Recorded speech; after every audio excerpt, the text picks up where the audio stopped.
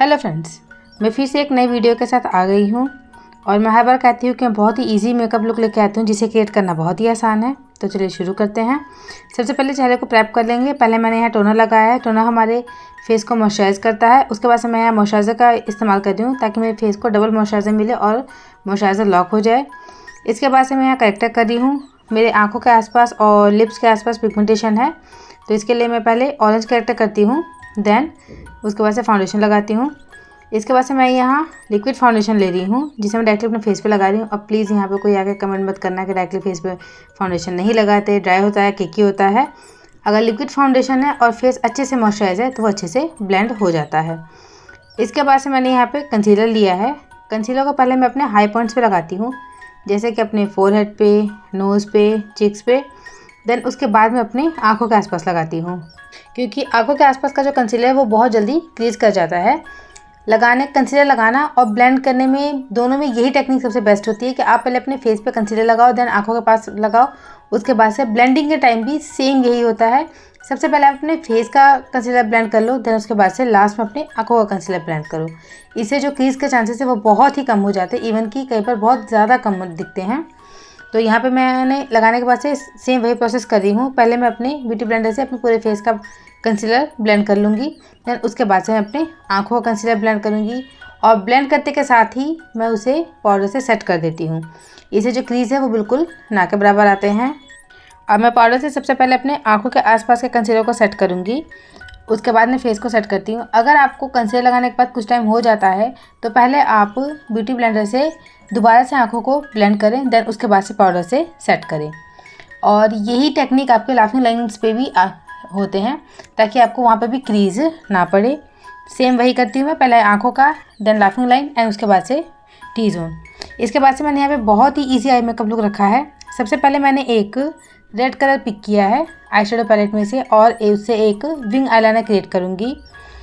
Wing eyeliner को create करने के बाद से उसमें हल्का स्मच करूँगी। उसके बाद से अपने आँखों के इनर पॉइंट पे मैं पहले हाफ कट क्रीज करूँगी। मैं यहाँ पे ब्लेंड नहीं कर रही हूँ, सिर्फ कलर को डिपॉजिट कर रही हूँ और उसके बाद से मैं धीरे धीरे उसे ब्लेंड करना स्टार्ट करूँगी। लाइट रेड कलर से या फिर ऑरेंज कलर से इसे मैं धीरे धीरे ब्लेंड कर दूँगी। ब्लेंड करने पे ये हल्का सा ऊपर की तरफ जाएगा। उसके बाद से सेम जो मेरे विंग्स हैं उनको भी मैं धीरे धीरे हल्का स्मच करूँगी और अपने वाटर लाइन के नीचे भी मैं रेड कलर को हल्का डिपॉजिट करके फिर उसे ब्लेंड कर दूँगी। जो बीच का, आंखों के ऊपर जो बीच का पोर्शन है वहाँ पे मैंने येलो कलर लिया है। आप अपनी ड्रेस से मैच होता हुआ कोई भी कलर ले सकते हैं। ये मेरी साड़ी से मैच हो रहा है इसलिए मैंने येलो एंड रेड का कॉम्बिनेशन रखा है। बीच, अगर आपको रात का टाइम है और मेकअप को और ज़्यादा इन्हेंस करना है तो आप उसके ऊपर ग्लिटर का इस्तेमाल कर सकते हैं। ये मेरा डे मेकअप था इसलिए मैंने ग्लिटर को स्किप कर दिया है।